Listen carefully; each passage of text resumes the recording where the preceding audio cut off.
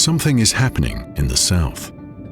While our media pay almost no attention to it, the balance of world relations is tilting.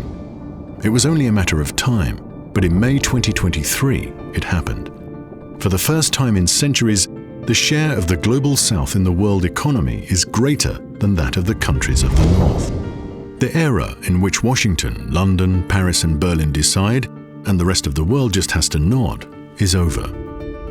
Countries of the South are straightening their backs and claiming their place at the world table. In Washington, they call it mutiny. Mutiny means that the United States can no longer simply impose its will.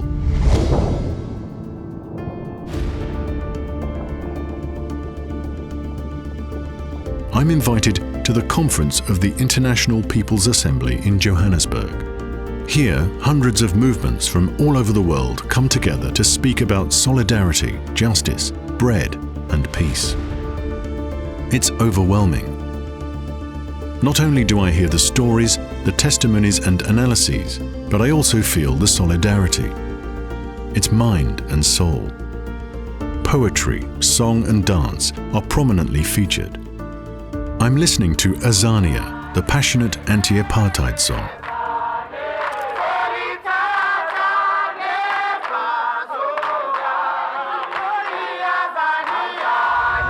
While the sounds are still reverberating, I meet Vijay Prashad, director of the Tricontinental Institute for Social Research. Vijay is from India. He's my age, and as a historian, he has tons of experience about the movements in the South. Vijay has an analytical mind. He knows how to explain things crystal clear.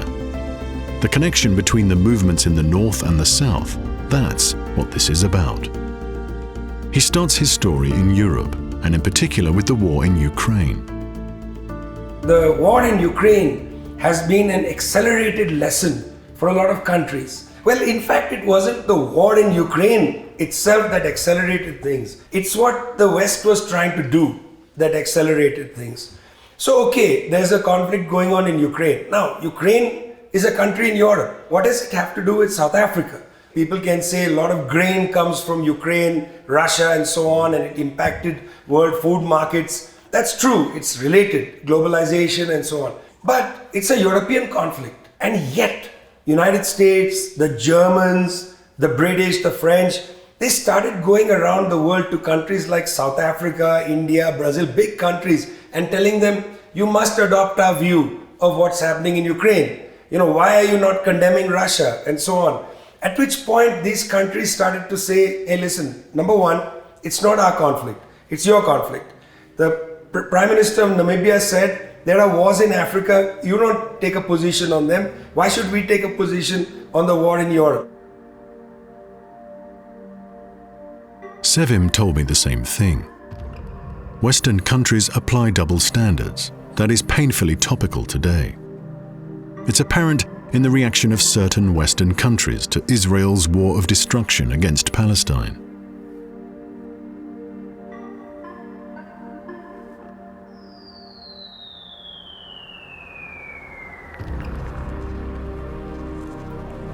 After Russia's illegal invasion of Ukraine, an economic and military embargo was immediately declared, and an international arrest warrant for Putin quickly followed. But now it's quiet. It's not the West, but South Africa that is standing up against the genocide that Israel is carrying out on Palestine. South Africa, as a country of the South, is taking Israel to the International Court of Justice in The Hague with a complaint against the Genocide Act. It's an impressive, strong, and necessary response to the heinous crimes of Israel and Prime Minister Netanyahu. I'm there when South Africa's leaders are making history. Why doesn't the West support that charge?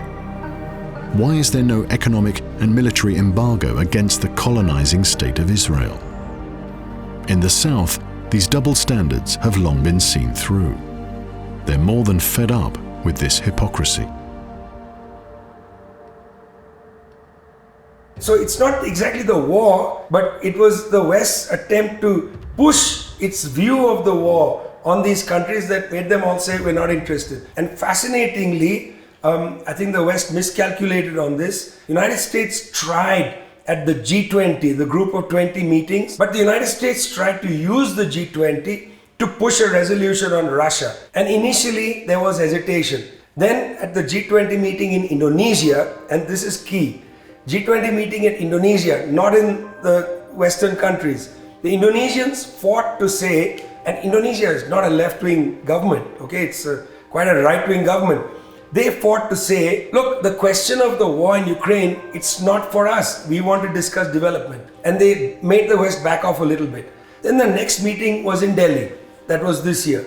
In Delhi, again, there was a real push that the question of Ukraine be taken up. United States pushed this hard. Then the Indians said it's not on the agenda. We are a development meeting. The G20, or Group of 20, is the collection of 20 major economies in the world. This includes the large, rich Western countries, such as the United States, the United Kingdom, Germany, France, and Italy. But the G20 also includes the emerging economies of the South, such as Brazil, India, and South Africa. Within the G20, there's a struggle. The United States are trying to dictate their law, but recently they've hit a wall there. For the first time in a long time, the countries of the South have said no. They don't want to be pushed around any longer. They want to talk about what is important to them as well and try to argue against them. It's a really good illustration of how the South is saying we have our own agenda. And my gosh, Peter, for the first time in years, the South is saying our agenda should define the world's agenda. The struggle of the South to chart its own course is not new. It wasn't so long ago that those same countries had to fight against colonization. Great Britain controlled India and Egypt. The French controlled West Africa and Vietnam. The Netherlands ruled Indonesia. The Portuguese controlled Brazil, and the Belgians brutalized the Congo. The Western countries did the same thing everywhere, sucking out the wealth and resources from a country. Vijay reminds us of what colonization meant for the people in the South. Well, there's a couple of things that are really important. One is that, there's an amnesia in many parts of the West in particular about colonialism. People don't really know what colonialism was. Children aren't taught in schools the actual facts of colonialism. Let me just give you one fact. Britain ruled over India. Britain is a tiny little island. How it could rule such a huge part of the world, some say a quarter of the world, is unbelievable. But they ruled all of India. 300 years they were in India. When the British were kicked out of India, the literacy rate in India was 12%. 12%. And yet the language was, we came to civilize the barbarian. The French talk of mission civilization. Really, what did you civilize? Literacy rates were really low. So point one, right after these countries became independent, was we need to develop. That was point one. Many of them met in Bandung, Indonesia, 1955. They created the African Asian Conference. They met to discuss the development agenda. The colonies claimed their independence, and despite cruel repression by colonial troops, dozens of countries became independent in the 1950s and 1960s.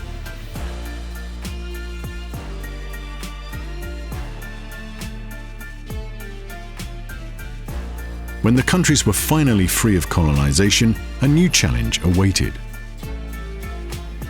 They may have become politically independent, but not economically.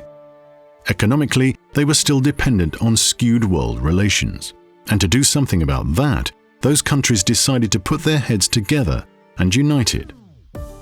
They met on the Indonesian island of Java in the city of Bandung. And that turned out to be a historic meeting. In Bandung, the stones were laid for the Third World Project. The Third World Project is a platform of non-aligned countries that were looking for an alternative to the bipolar world. On one side was the First World with capitalism, and on the other side was the Second World with socialism. The Third World was not a place, but a message. We no longer want to tie ourselves to one partner. We do not want to take sides in the arms race between superpowers. we want to come up with an alternative and we want peace. They said, look, we don't want to waste our precious wealth, whatever little wealth we have, extremely poor countries, we don't want to waste our precious wealth on the arms race. We don't want to get involved in the war between the United States and the Western countries, NATO, the North Atlantic Treaty Organization, and the USSR. We don't want that because that's a waste. We don't want to get caught up with military bases of the US or whatever. So we want development and we don't want your war. These were the 2 points. In 1961, most of the countries that were freed from colonialism, including Yugoslavia, came to Belgrade in Yugoslavia and they launched the non-aligned movement, which meant that we don't want to be involved, peace is our agenda, in the war between the West and the East. We don't want this war. And development is our agenda. That longing for freedom in the South of today has its roots in the Third World Project. That project was one big demand for social justice, bread and peace. Not everyone was happy. Western superpowers in the G7 tried to sabotage this call, and they used debt as a weapon. It went like this. When those colonies had won their independence, those countries inherited a country without state structures or without real social services. And so those countries needed money, a lot of money to invest, and they started turning to international creditors, such as the International Monetary Fund. And that monetary fund, the IMF, did lend money, but with those loans also came terrible conditions. For example, public wealth had to be privatized. For example, the markets had to be opened up and the debt had to be repaid in dollars. But then again, how do you get dollars? By export. The countries were forced to grow crops for export. That was the only way to get hard dollars and pay off the debts. The debt burden of South American, Caribbean and African countries increased very quickly. And then in 1979, interest rates were raised drastically. A catastrophe. The United States government lifted the interest rates in 1979. It's called the Volcker shock. When they lifted the interest rates, suddenly countries which had borrowed money in dollars found the dollars much more expensive and they had to pay more to service their debt. So they went into a debt crisis. The moment you begin to be beholden to creditors, to wealthy bondholders overseas, your space of maneuver decreases. Because now, if you try to do something radical, the bondholders will squeeze you. The fact that commodity prices also plummeted in the 1980s was too much for many countries. At the time, Mexico was the first country that couldn't pay off its debts, but many other countries would follow. And that debt crisis caused the International Monetary Fund to take an increasingly aggressive stance. After all, it was the only institution that still provided loans to countries with overdue payments. And that IMF could therefore impose any conditions for new loans. And it did. And many countries have paid dearly for that. In order to obtain credit, dozens of countries were forced to put their health, education and public wealth on the line and open up their local economies to multinationals from the north. The countries of the south have been put on the spot for a very long time. The coup in Chile, the Soviets couldn't protect the government of Salvador Allende, but they did protect other governments, around the world. And also, of course, they provided a shield for Cuba, at the time essential. So the decline of the Soviet Union and then its collapse and then the debt crisis really constrained the political options for the newly independent countries. That weakened the NAM. And from a weak NAM in the 90s till now, maybe a year or so ago, the South has really been in a position of desperation. But while the world is changing, some people's minds remain stagnant. You just have to listen to someone like Josep Borrell, the Chief of Foreign Affairs of the European Union. His use of language stems straight from British colonialism. Europe is a garden we have built a garden. The rest of the world, most of the rest of the world, is a jungle. And the jungle could invade the garden. With these words, he wants to encourage a new generation of diplomats to carry out their diplomatic work in the South. But according to Mr. Borrell, the South is a wilderness, a jungle, and the North is a neat garden. It's therefore logical that dozens of countries are reacting negatively, and in the European Parliament, Mark Botenga is asking for that statement to be put on the agenda. What's the difference between a garden and a jungle? A garden's a nice place where civilized human beings walk around. A jungle is the heart of darkness, where wild animals live. Now, many people in Africa, Asia, Latin America remember very well how in the name of civilization, European colonialism treated them like wild animals, enslaving them, torturing them, and even exhibiting them in human zoos. Therefore, when the highest diplomat of the European Union compares Europe to a garden, but especially the rest of the world to a jungle, the message these people hear is that Europe is still driven by neocolonialism. We cannot let that message pass. For some leaders of the old world, it's difficult to grasp that new world changes are coming. There's a neo-colonial mouse in their head, and it just won't get out. The countries of the South know that they have to come up with their own ideas for their own development.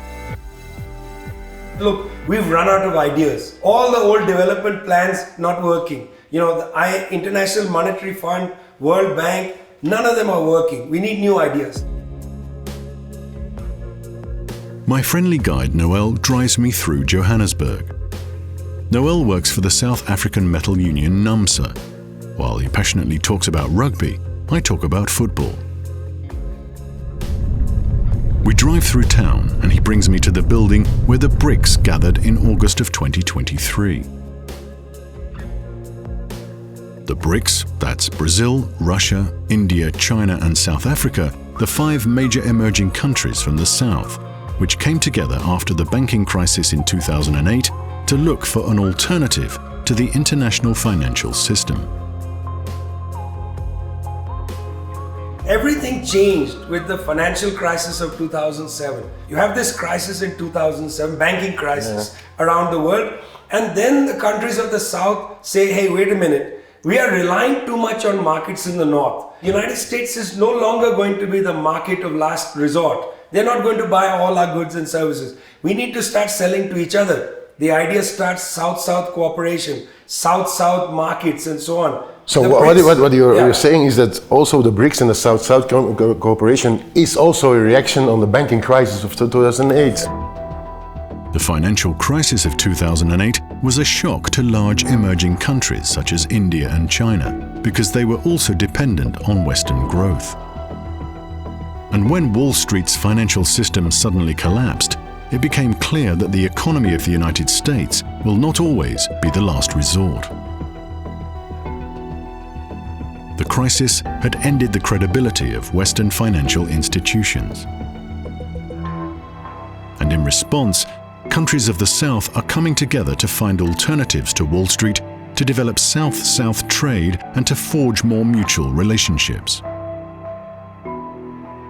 In this period, when we think about the BRICS countries, these countries can trade with each other. You know, they don't really need the Western markets. So, for instance, you know, the Chinese developed the Belt and Road Initiative. One reason they developed that in 2013, first called One Belt, One Road, was to break away from the US market, to find new markets. You know, the Chinese also have practical things that they require. And so they created new market opportunities in Central Asia, in Africa, in Latin America, and then in Europe. I mean, 17 countries joined the Belt and Road Initiative because they saw that there were benefits for everybody.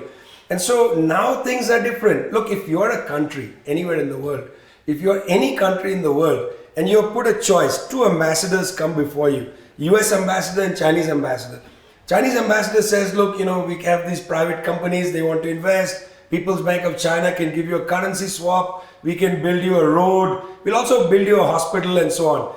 And the US government comes and says, look, we want the right to land our bombers in your country. We want you to take a loan from the IMF and go deeper into debt. And we want you to make sure that our multinational companies are the only ones to exploit your minds. If you're given a choice like that, what are you going to pick? You'd have to be an idiot to pick the US choice. You'd pick the Chinese choice. And I think this is what the West is not able to grapple with. They're not understanding that people aren't selecting to trade with the Chinese because the Chinese have some plot. The Chinese are putting a better deal on the table. It's just a better deal. Western leaders can't hide that, no matter how hard they try.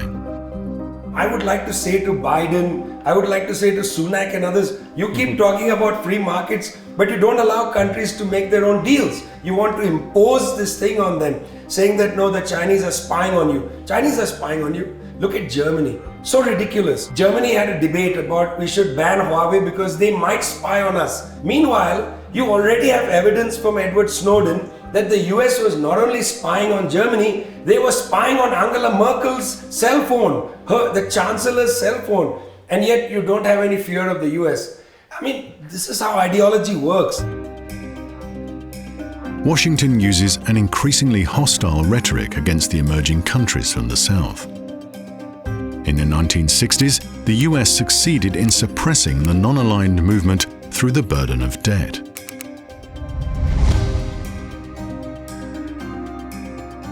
Today, the situation is completely different because the emerging countries of the BRICS are much stronger, economically stronger than the third world countries at the time. Today, China has become a fully fledged global player, and that worries Washington. Washington has declared an economic war on China and is demanding that the rest of the world take sides. The West can't understand that countries in the South are not being duped by the Chinese or they've not misunderstood the West. They very well understand what are the two choices before them. Now the tragedy is, why should countries choose? Why can't they trade with everybody? And so the new mood in the South isn't again to line up with the Chinese or the Russians against the West. The new mood in the South is we want development and we want to stay out of these conflicts. We want to trade with everybody. And so it's actually a mirror ideologically of the non-aligned movement. Even though the context is different, it's a mirror, but it's a mirror that cannot be read in New York or in London or, dare I say, in Brussels. People don't grasp this. It's the intelligence of the people of Africa, the intelligence of the Asians, intelligence of Latin America. For God's sake, it's the intelligence of the Europeans who would like these deals, instead of austerity, instead of having to monitor how much heat they have in their house. I mean, how ridiculous it is that now Europeans, Europe, one looked up to Europe's basic middle-class civilization. Europeans now have to watch, I'm going to put my heat off because I can't pay the bills. It's a scandal. What has Europe done to its own civilization? Politically, these BRICS countries are very different from each other. But when it comes to trade, they can work together. They are, in other words, very, very pragmatic. What unites these BRICS countries in all their diversity is their will to be able to formulate their own policies based on their own national interests. So the BRICS is the symptom of a new opening in the world, a new mood. And of course, these countries have such different political orientations. The BRICS itself is not a socialist development, but it might be useful for socialism. It itself isn't opening the door to a left project. It's not opening the door to greater democracy or anything, but it might help us fight on the ground to build space. In 1768, the sailors in Sunderland lowered their sails. It was mutiny. In the global South, the current mutiny has a double character: above deck and below deck. What do I mean by that? Many governments want to make their own decisions about their resources, their wealth, and their development. And that is the mutiny above deck, where governments clash with the prevailing world relations. But there's also a lot of protest within those countries, and rightly so. There are popular movements that are trying to impose their own agenda, a progressive agenda, whether it's land reform, good wages, strong public services, democratic rights. That's the mutiny below deck, from the bottom up, so to speak. In India, for example, the right-wing President Modi wanted to liberalize the whole of agriculture. But that was without counting on the farmers. They united all over India, which is huge, and they fought for 388 days. That's more than a year. In November 2020, there were strikes with 250 million participants. That's half of the working class in India. Enormous, unheard of.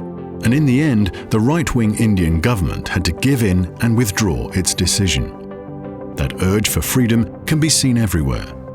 There's the struggle of the metalworkers union NUMSA in South Africa. There's the struggle of the movement of landless workers in Brazil. There's the struggle of the women's movement, a huge women's movement in India, and so on. All these struggles deserve our support. In the end, the social movements in the South and those in the North are waging the same struggle against the same global order, the same monopolies, and the same system of exploitation.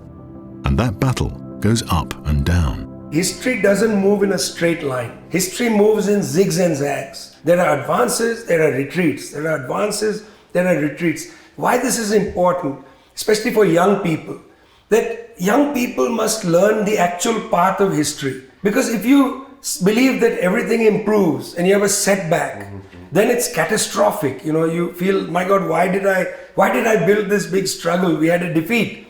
But every defeat is the start of a new victory. As we advance, we will get hit because we know that we are challenging power frontally. We are challenging imperialism frontally. But many years ago, I read a great line which said that if you're afraid to fail, you won't do anything. If you are on the left, we have to be willing to experiment, to do things, to make mistakes, to fail. And then we stand up and we run again. So the attitude is, yes, this is a turning point. A turning point, Vijay says, and during my stay in South Africa, the world keeps tilting.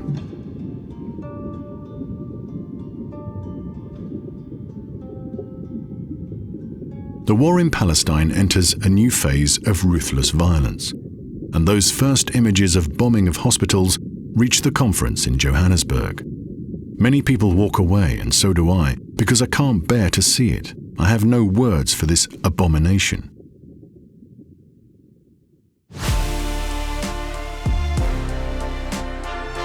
Fortunately, there was an immediate response also here in Johannesburg.